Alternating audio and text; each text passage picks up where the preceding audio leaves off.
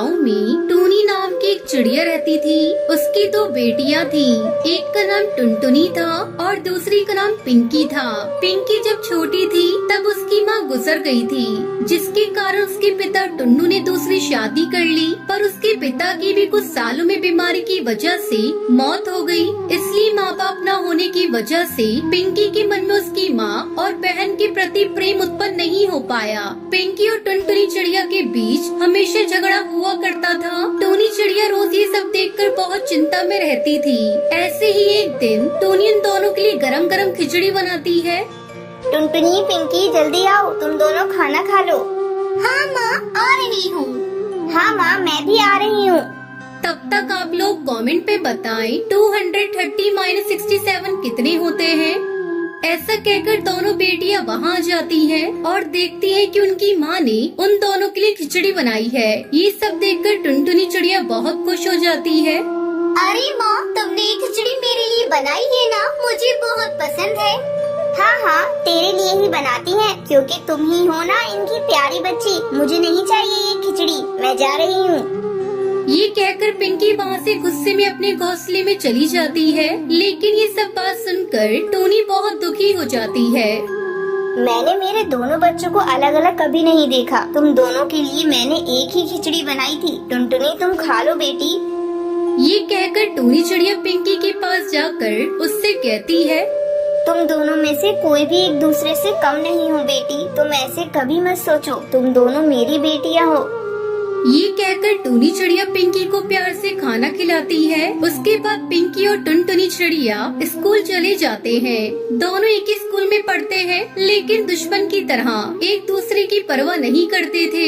ऐसे ही एक दिन स्कूल के प्रिंसिपल समर टूर के बारे में अनाउंसमेंट करते हैं। पिंकी और टुनटुनी चिड़िया भी अपना नाम देती है। दीदी, तुम भी आ रही हो ना? आ तो रही हूँ, लेकिन क्या फायदा, वहाँ पर भी तुम जैसी चुड़ैल बहन को झेलना पड़ेगा। मैं भी यही कहना चाहती थी। ऐसे दोनों बड़बड़ाते हुए घर चले जाते हैं। माँ, हम कल स्कूल टूर पर जा रहे हैं। 2 दिन में वापस आ जाएंगे। ठीक है, मगर अच्छे से जाके आओ। उधर भी झगड़ते हुए मत रहना। पिंकी, तुम बड़ी हो ना, तो छोटी बहन का ख्याल रखना। ठीक है माँ, ठीक है, चलो अब सो जाते हैं। अगले दिन सुबह दोनों तैयार होकर टूर के लिए ट्रेन में जाते हैं, लेकिन एक साथ नहीं बैठते। ट्रेन में से उतरने के बाद भी पिंकी अपने दोस्तों के साथ और टुनटुनी अपने दोस्तों के साथ चली जाती है। शाम होने के बाद सब लौटकर ट्रेन के पास आ जाते हैं, लेकिन पिंकी चिड़िया नहीं आ पाती। अरे, ये दीदी कहाँ रह गई? इनका तो कुछ भी पता नहीं। मैं कहाँ ढूंढूं इन्हें? मुझे कुछ समझ नहीं आ रहा है।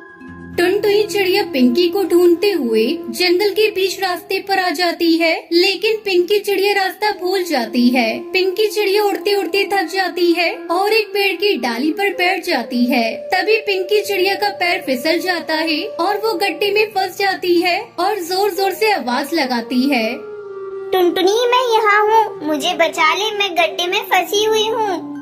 आखिरकार पिंकी की आवाज सुनकर टुनटुनी उसी ओर जाकर बहुत मेहनत करके पिंकी चिड़िया की जान बचा लेती है। दीदी, तुमको कुछ हुआ तो नहीं? तुम यहाँ क्यों आई हो? मैं रास्ता भूल गई थी, लेकिन तूने मुझे बचा लिया और मेरी जान बचाई। मुझे माफ कर दे टुनटुनी, तू छोटी है मुझसे, लेकिन तूने मेरी जान बचाकर बहुत बड़ा काम कर दिया। अब से हम कभी झगड़ा नहीं करेंगे। फिर दोनों वहाँ से घर जाने के बाद ये हकीकत अपनी माँ को बताती हैं। दोनों में इतना प्यार देखकर टूनी चिड़िया बहुत खुश होती है। तब से दोनों बहनें बेस्ट फ्रेंड की तरह रहने लगती हैं। ढोलकपुर नाम के घने जंगल में एक पीपल के पेड़ पर टुनटुनी नाम की चिड़िया अपना घोंसला बनाकर रहती थी। वो बहुत गरीब थी और किसी तरह अपनी गुजर बसर कर रही थी। उसका कोई मित्र नहीं था। उसके माता पिता की मृत्यु के बाद से वो सदा उदास रहने लगी। वो दाने की तलाश में इधर उधर जाती और जो कुछ मिल जाता उसी से वो अपना पेट भर लेती। हंसना मुस्कुराना तो जैसे वो जानती ही नहीं थी। एक दिन की बात है, टुनटुनी चिड़िया उदास बैठी थी, तभी उसे एक आवाज सुनाई दी।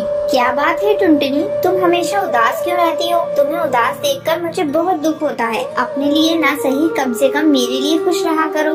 अरे, ये कौन बोला? यहाँ तो कोई भी नहीं है। फिर ये आवाज किसकी थी? तुम कौन हो? मेरे सामने आओ। अरे टुनटुनी, मैं तो तुम्हारे सामने ही हूँ। देखो, जिस नदी किनारे पर तुम बैठी हो, मैं उसी नदी में रहती हूँ। टुनटुनी ने चौंक कर नदी की ओर